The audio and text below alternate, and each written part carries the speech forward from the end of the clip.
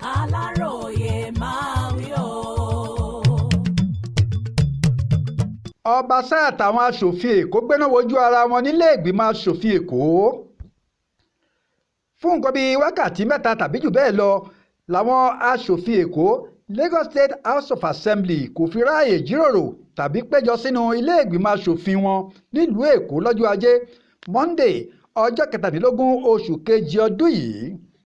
Gbàgbàgbà làwọn ọlọ́pàá ọ̀tẹlẹ̀múyẹ́ DSS dúró sẹ́nu ọ̀nà ilé ìgbìmọ̀ aṣòfin ọ̀hún tí wọn kò sì fẹ́nikẹ́ni tàbí àwọn aṣòfin ọ̀hún láǹfààní láti wọlé ṣe ohunkóhun lọ́jọ́ náà.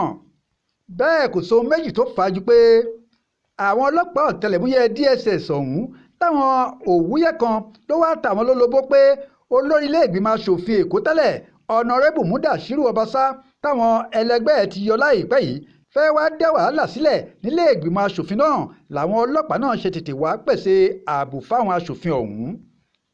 Lópin ohun gbogbo díẹ̀ lára àwọn aṣòfin Èkó ráàyè rápálá wọnú ọ́fíìsì wọn tán sì ṣe gbogbo nǹkan ní pápápá lọ́jọ́ náà. Wọ́n bá kéde pé ẹ̀yìn olórí ilé náà tuntun Honorable Lasbat Miranda làwọn wà àti pé kò ní síjíròrò kankan tàbí iṣẹ́ ìlú fúngbà díẹ̀ lásìkò yìí nítorí ìdí pàtàkì kan tí wọn kò ṣàlàyé rẹ̀ fún àwọn aráàlú.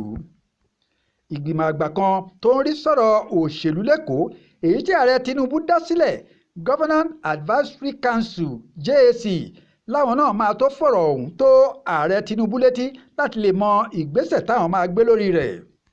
Bẹ́ẹ̀ ò bá gbàgbé ọjọ́ 13 oṣù kínní ọdún yìí làwọn aṣòfin Èkó kò péjọ láàrin ara wọn láwọn ti yọ olórí ilé wọn Honorable Mudashiru Obasa nípò rẹ̀ lẹ́yìn tán ti fẹ̀sùn awúrúju kàn pé ó ń kówó ìlú jẹ àti pé ó ju ara rẹ̀ lójú gidigidi. Lásìkò tán yọ Honorable Mudashiru Obasa yìí òkè òkun nílùú Atlanta lórílẹ̀‐èdè Amẹ́ríkà ló wà fún ìsinmi ráńpẹ́. Lójú ẹsẹ̀ tí wọ́n ti yọ ọ́ nípò ni wọ́n ti fi igbákejì rẹ̀ Honorable Lasbat Miranda rọ́pò rẹ̀ tí wọ́n sì ń bá iṣẹ́ ìlú lọ.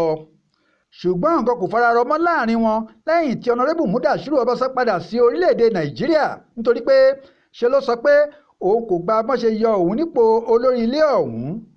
Ó sì ń ṣèlérí pé dandan ni kí òun padà sórí àga àṣẹ òun láìpẹ́. Lára àwọn ìgbésẹ̀ tí Honorable Mudashiru Obasa gbé láti sọ fáwọn ẹgbẹ́ rẹ̀ ni pé lọ́jọ́ 12 oṣù kejì ọdún yìí ló pe àwọn aṣòfin Èkó àti ẹni tí wọ́n fi jẹ olórí ilé ìgbìmọ̀ aṣòfin ọ̀hún lẹ́jọ́ sílé ẹjọ́ gíga kan nílùú Èkó.